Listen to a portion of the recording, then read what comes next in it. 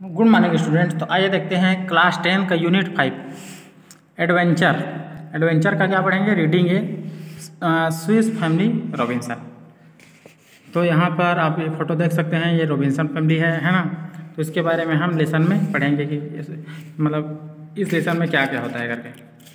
Adventure मतलब होता है साहस, मतलब साहसिक कार्य करना है ना। तो स्टूडेंट देखते हैं कि क्या क्या होता है। तो इसके जो लेखक हैं वो हैं जॉन डेविड विस, है ना। तो क्या क्या होता है देखते हैं इसमें स्विस फैमिली रॉबिन्सन। इसका अर्थ होता है स्विस परिवार रॉबिन्सन। तो for a week our ship had been caught in the terrible storm, है ना। The crew was worn out. In the cabin where I prayed with my family, we heard a cry of land, and felt the ship strike something. I rushed to the deck. तो यहाँ पर क्या बोला जा रहा है कि एक सप्ताह से हमारा जहाज भयानक तूफानों से गुजर रहा था। सारे जत्थे नष्ट हो चुके थे। जहाज के केबिन में मैं अपने परिवार के साथ प्रार्थना कर रहा था। हमने चिल्लाहट सुनी, रोको, है ना, रोको, और एहसास हुआ जहाज किसी चीज़ से टकरा रहा है। मैं दौड़कर जहाज की छत पर गया। तो ये कौन बोल रहा है? जो रॉबिन्सन है वो बोल रहा है। आप देख सकते हैं फोटो में, है ना, किसी चीज़ से टकरा गया है और हिल डुल रहा है। There I saw the last boat push off loaded with sailors. When I cried, what of my family? But they rode away and never looked back. तो यहाँ पर क्या हो रहा हुआ है? वहाँ मैंने देखा अंतिम नाव को ढकेलकर किनारे कर रहे हैं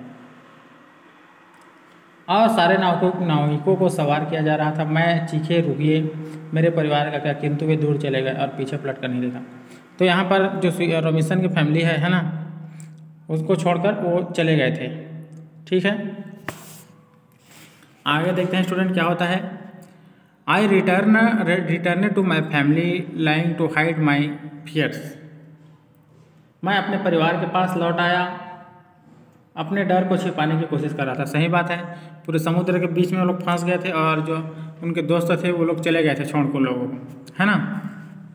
तो be brave oh my dear, once our good ship is placed so that our cabin will stay above water, there is land is site.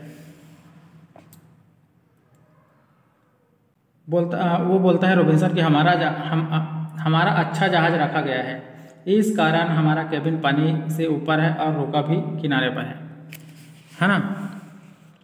Tomorrow if the wind and the waves die down we should be able to reach shore. कल जब हवा और लहरें बंद हो गए हम किनारे तक पहुंचने में सक्षम होंगे।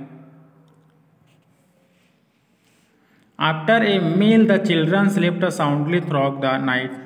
At dawn we were thankful to see blue sky above us. We stood together on the deck.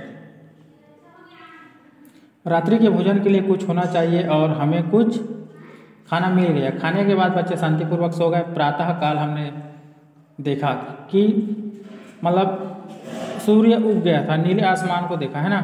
अब हम एक साथ डेक पर खड़े थे। देर सवेरे की यह स्थिरता तैरने के लिए काफ़ी थी। I will soon he calm enough for swimming.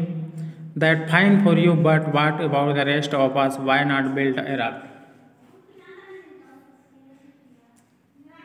तैरने के लिए काफ़ी थी, यह सही कहा तुमने। फिर हम आराम क्यों कर रहे हैं? क्यों ना थोड़ा बेड़ा तैयार करें। A raft would not be safe, but we must think of something. बेड़ा सुरक्षित नहीं रहेगा, चूंकि हमें कुछ और सोचना चाहिए, है ना। Could we each get into a big tub and a plot? I have sailed on the pond at home like that.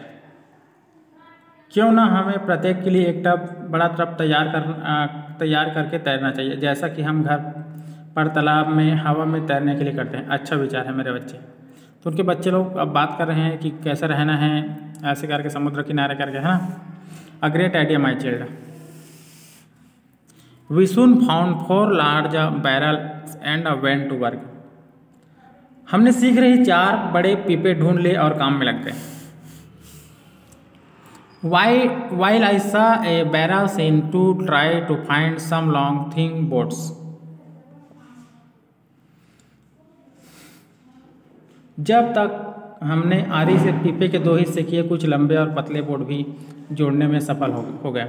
हल्के पानी में मेरे विचार से यह छोटी नाव बहुत अच्छे से काम करेगी। अब वो लोग नाव बना रहे हैं स्टूडेंट, है ना।